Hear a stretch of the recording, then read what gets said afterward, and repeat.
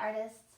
Today we're going to do a project that is going to involve learning a little bit about tint and shade, and we may have talked about that before in other years when we've been doing art together. Tint has to do with lightening a color by adding white, or if you're using watercolor, you can add a lightness to it by adding a little bit more water to the pigment.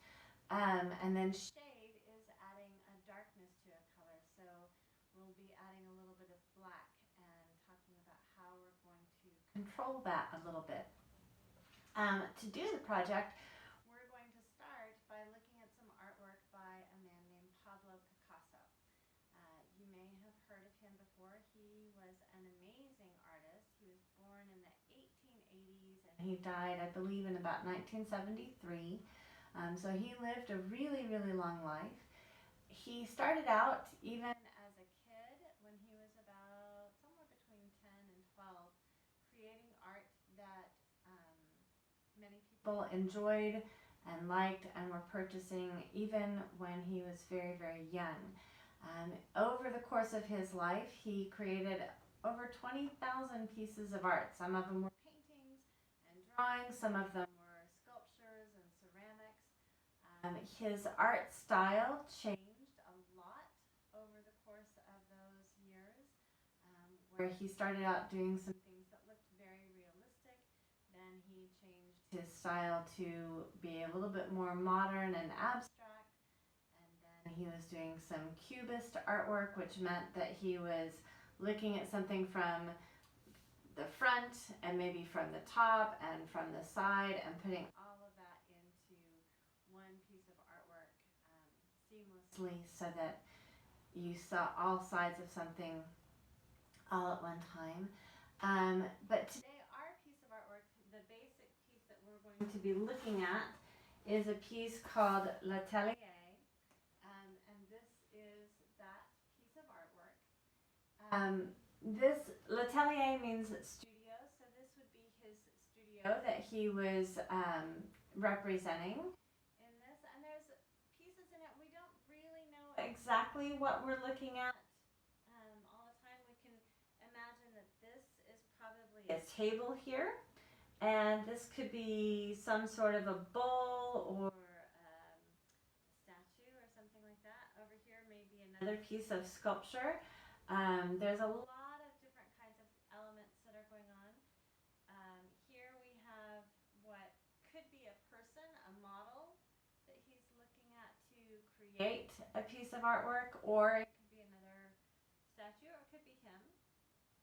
It looks like they might be holding something in their hand.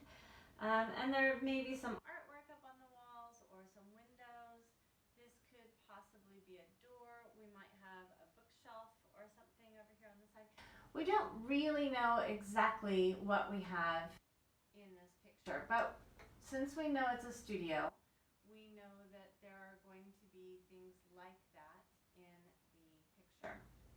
The reason that I like to use this particular piece to talk about tint and shade is that in this piece there are a number of times that, well, first of all, we have some whites and grays and black. So that would be just the very basic tint and shade, starting with your most basic white.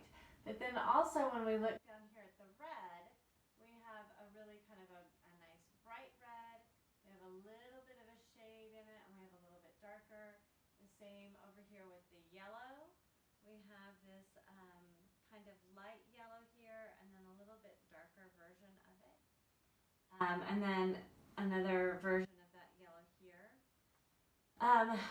Although he has yellow in a couple of places, what I'm going to ask you to do, what I'm hoping that we will be able to do, is we will do something where we create a piece of artwork. We're going to divide it into 6 different spaces. So like when we're looking at this, we have a table, that's one space. We have this little sculpture here, that's a second space. We have a window here, that's a third space. We have the door and the person in here, that's a 4th space. We have a bookshelf, could be 5, and we have this piece here, which could be 6. I'm not going to limit you to 6 spaces, but I'm going to ask you to do at least 6 spaces.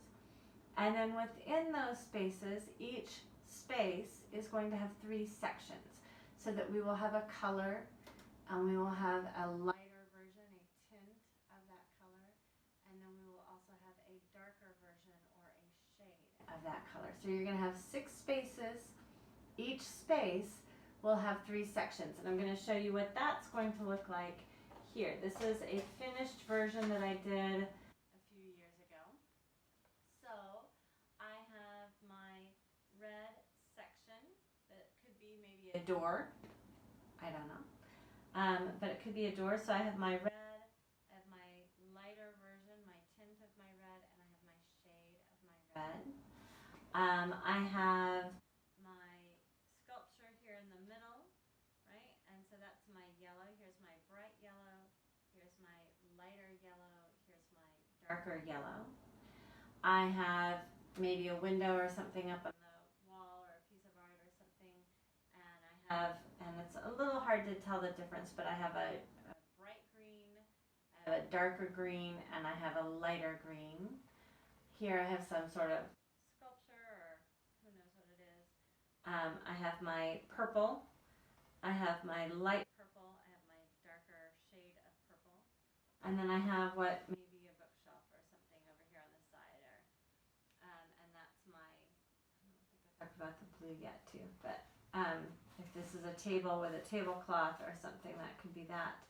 So basically we have 6 sections, and then I just did a gray background, right?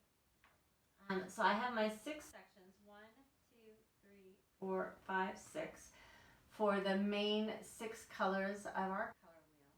Red, yellow, and blue being our primary colors. Green, purple, and orange being our secondary colors. And then we have a tint and we have a shade.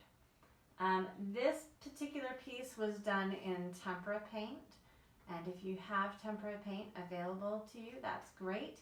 The piece that I'm going to do today is going to be done with watercolor, and so I'll be talking to you a little bit about how to get color out of the pans into a little paint well, adding some water, adding some black to get our lighter versions and our darker versions of the colors. And then I will also show you a technique of using colored pencils, where you can go in and you can layer color in one on top of the other to get a tint or a shade. So those are going to be techniques that you could use depending on what you have available to you. But we're going to start by drawing a space. I want you to be thinking what kind of space you would like to have. Since this is called L'Atelier, which is studio, I'll show you a little bit of my studio. This is where I am right now. So over here I have my light table, and I have a set of shelves and bins with lots of different things in them that I need. What you see back in the back over here, this is, I have a kiln back in the corner for glass. I have, this is called a wet belt sander, so it gets wet, and then I can grind the edges off of the glass. Over here, just so you can see, and you don't have to watch all of this if you don't want to, but just so you can see, I have a very messy workbench over here where I work on putting different pieces together, and lots of tools for that. And then finally I have my set of shelves with glass pieces that I have finished, and some of the molds and things that I would use to make different new pieces of glasswork. So this is my studio. So what we're going to do is we're going to get our supplies together, and then we will go through and we'll work out our design for our tint and shade based off of Picasso's L'Atelier.